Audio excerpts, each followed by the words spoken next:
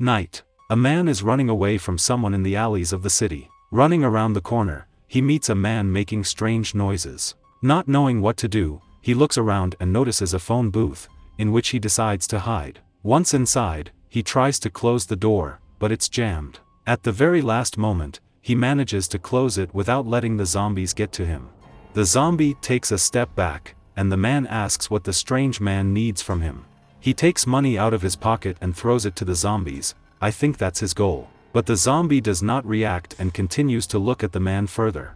Then the man decides that the best way out is to call the police. He turns to pick up the phone and sees the girl leaning against the phone booth covered in blood and making strange noises. In shock, he picks up the phone and calls the police. The answering machine tells him that due to the large influx of calls, the waiting time for a connection with a policeman is about 45 minutes. He hangs up and realizes that the situation is very bad for him. After looking at the zombie girl, he picks up the phone again and calls his friend who is at home watching TV. A friend picks up the phone. The man in the phone booth, whose name turns out to be Patrick, tells a friend that he is in a dangerous situation. Patrick says that he is in a phone booth and that he is surrounded by some strange people who want to attack him. He thinks they've used something and he's high. His friend asks what kind of eyes the people around him have.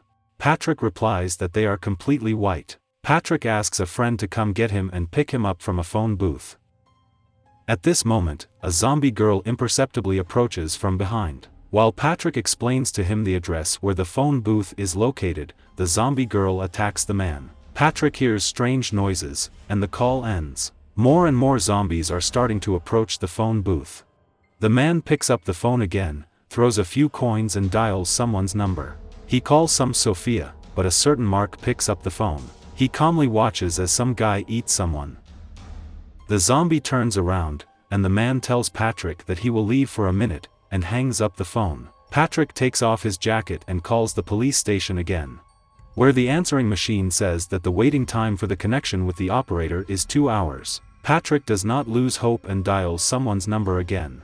The phone is picked up by a woman who turns out to be his mother. She starts telling him off that he hasn't called her for a long time, and then suddenly decided to dial in the middle of the night. She calms down and asks when he will come to visit her. Patrick replies that he has big problems. The mother says that some kind of horror is happening in the city. People are running down the street and screaming. She thinks it's probably drug addicts. At this moment, zombies are walking slowly in the background. She says that one of the people looked into her window and he had very creepy eyes. The woman says she just closed the blinds and now she's fine.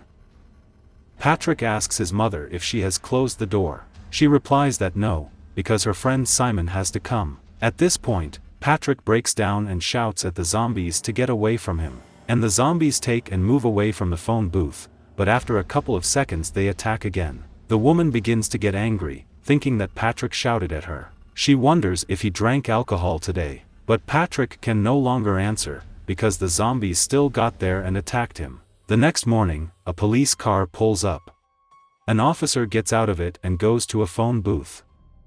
He turns around and bumps into Patrick's zombie. The policeman walks away and closes himself in a phone booth. He sees that he has lost his gun. He picks up a telephone receiver, on which a part of a human hand is hanging. He calls the police, but the answering machine says that for technical reasons no one can answer him.